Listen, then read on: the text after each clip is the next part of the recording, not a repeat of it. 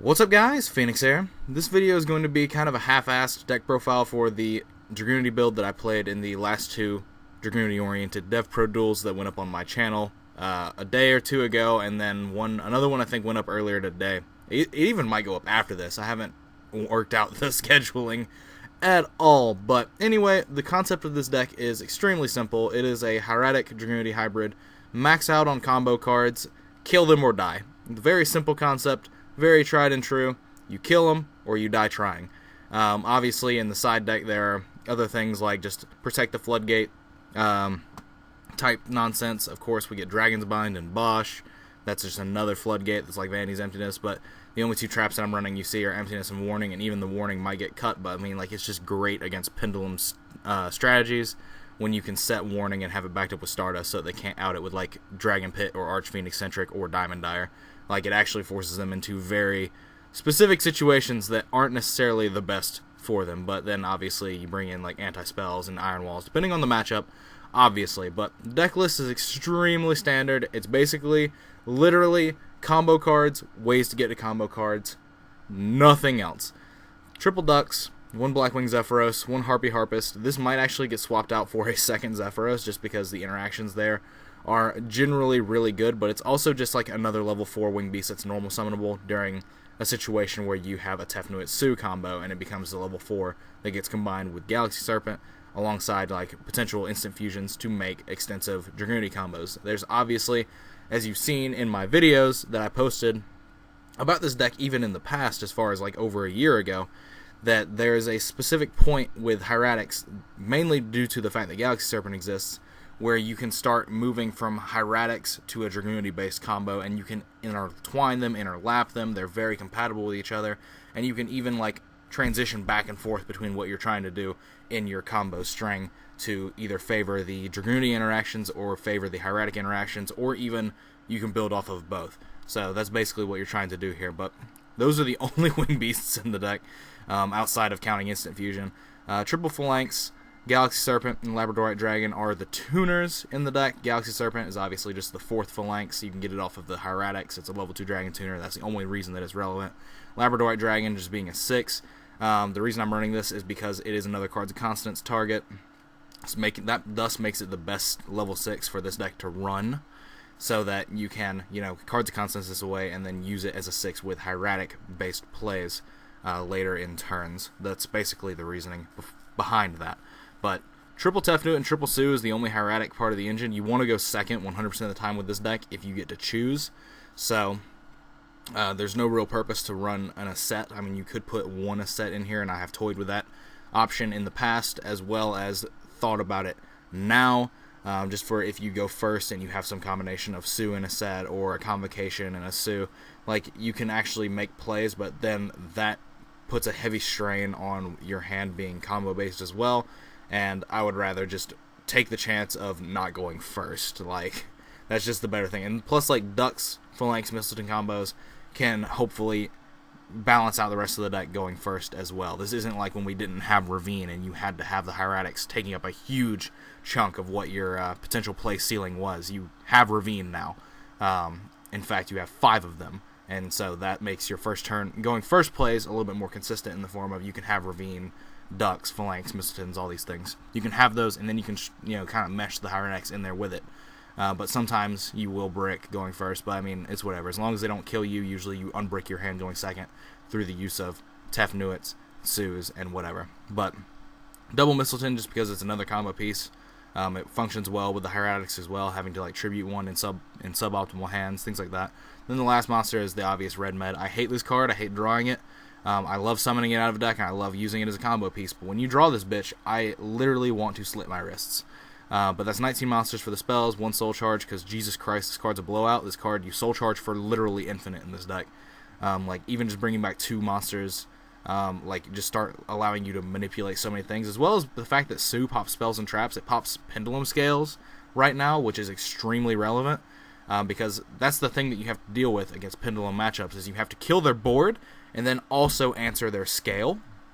And a lot of times, in situations where you're making plays, you will be able to pop once or twice with Sue during the string of your plays, depending on what you're able to use in your hand. Now, that may also be, evidence for why we should play a little bit more Hieratics, like maybe 2 Assets, just to be extra names that can give you more Sue access to popping stuff. Who knows? The future, I don't know what the future holds for this deck. You could easily cut, like, Warning and maybe, like, an Upstart for like, 2 Assets in the monster lineup or something. You always want to go second with this deck, too, so maining Max C could also be an option, but it just makes your hands worse going first as well. So there's that potential as well. But anyway, the Soul Charge, double Dragon Ravine, because for some reason this card's not at 3. I think there's been, like, 2 ban lists since this card was put at 2, and, like, there's no reason for it to still be at 2. It needs to just move to 3 so that, like, one of the chicken games can get replaced with the 3rd Ravine, and the deck can be inherently a little bit more consistent. But that's neither here nor there. Double chicken game and triple terraforming, the regular 7 field spell engine that I like to run, whereas you don't really want to draw multiples of Ravine, but it's fine, but like you want to use all your extra terraformings to get you extra draws, to get you more combo pieces, and then play the Ravine over it.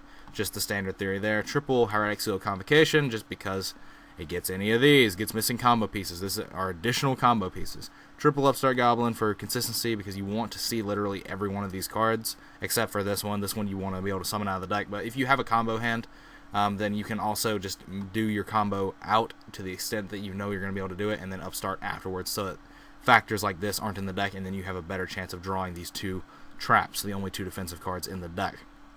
But this deck can like make its own defense in the form of Strike Bouncer, so that's usually not that big of a deal. Double Cards Consonants, because there's 5 targets for it. Double Instant Fusion for the Maveless. Foolish Burial, because, it's honestly just good at dumping Zephyros, dumping Phalanx, even dumping these if you need to. Like, there's certain situations where you can dump literally anything out of this deck. Like, sometimes you can just dump something and Soul Charge, like, dump a Sue and Soul Charge it back and pop it back, or before you just nut off.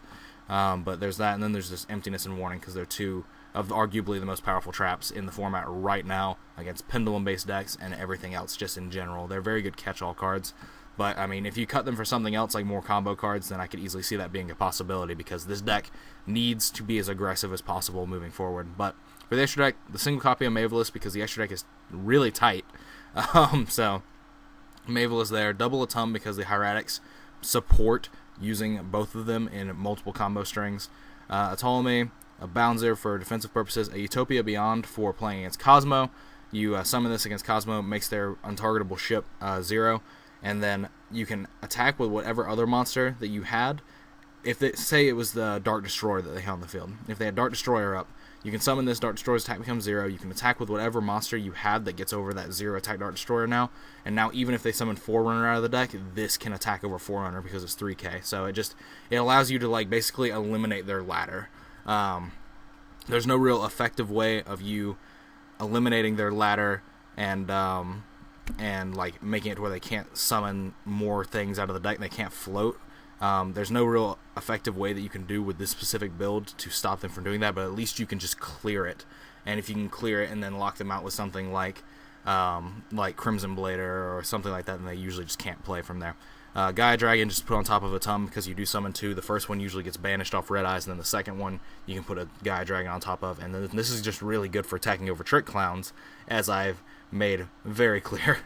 But Triple Vajrayana, Gatorg, Stardust, Spark, Scrap Dragon, and Crimson Blader are the only synchros in the deck. These are the only level 8s that are really worth, and even these are the only ones that are really worth. Crimson Blader's just there because it's amazing against Cosmo. If you can combine like some play into Utopia Beyond and Crimson Blader, or even you can just Crimson Blader them in general, it's good for locking them down and out where they don't have a turn to establish a ladder, and thus they have to establish a ladder on your turn, and in which case you can just kind of tempo them out of the game at that point.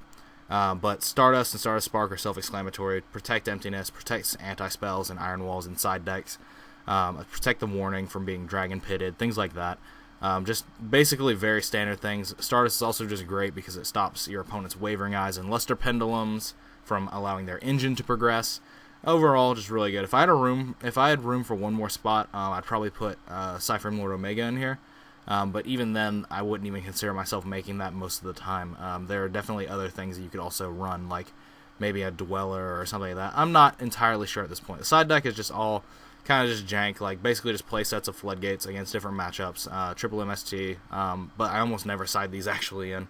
And then these, because Right now, depending on like what I play against, if they're playing a slower paced deck that's like very backer oriented, or like if that random chance I find Evil Swarms or something like that, I will take out the Hieratic engine and I will put in an extra Zephyros, the 2 Legionnaires, and the Achilles to allow myself to grind while also, you know, playing with MSTs, things like that. Basically, like, these cards come in when these cards go out, because there are certain matchups where these are not needed and also are pretty damn shitty. So there is that factors into it as well. But ultimately, most of the time you just use these as your backbone of your plays, because Sue is an MST, and that's really good. It's an MST while also being a combo card, and that's kind of what you look for in this in a combo card to fit in this deck.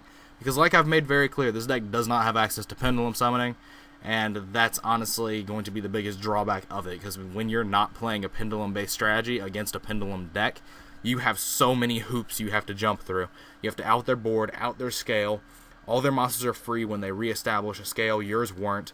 There are all these things that come into play that make it really hard playing a non-Pendulum deck versus a Pendulum-based deck, and basically the only way you can do that is by either playing a deck like BA, where all your monsters are true floaters as well, and you have an amazing card like Fire Lake, and then the other option is to play something that's extremely aggressive and is just trying to kill you, and that would be something like this deck. This deck is just combo pieces. I'm going to try to kill you. If I can't, shit. But anyway, that's it for this lazy-ass deck profile. It actually is a bit longer than I was expecting it to be, but I guess I explained things a bit more in detail than I was wanting to initially. But as always, guys, thanks for watching. Like, comment, subscribe, do all that nonsense that you usually do. Links are in the description to my Facebook pages, as well as a playlist link to all the background music I use. If I can find it on YouTube, it is there. Definitely check those out. They are there for you to use. Clicking at it if you have not, I'd greatly appreciate it. It helps make money, and there's no reason to lie to you guys about that. If you don't mind, if you have an ad block enabled, do me a quick favor, do me a quick solid, take the ad block off, refresh the video, click an ad or two, then put the ad block back on when you're done. It takes seconds out of your day, it takes no money out of your pocket, and helps me out more than you could ever understand. I cannot stress that enough, and I would be greatly appreciative to you, and you would have my gratitude if that is something you could do for me. Take the couple seconds to just click at ads, and it supports me more than you could ever know, and it just kind of shows that you like the stuff that I do, and it's honestly the biggest form of feedback in terms of support that I get is based off of how much I make from people liking my videos. But other than that, that is all for this video. If you have any questions, comments, concerns about this deck, leave them in the comments down below, and I will try to address them. If you have any ideas of the sort for this deck, definitely leave them there as well. I like to read those sorts of things. I like the hive mind to kind of exist in the comments of my videos. But other than that, as I may have already said, that is all for this video, and as always, guys, take care.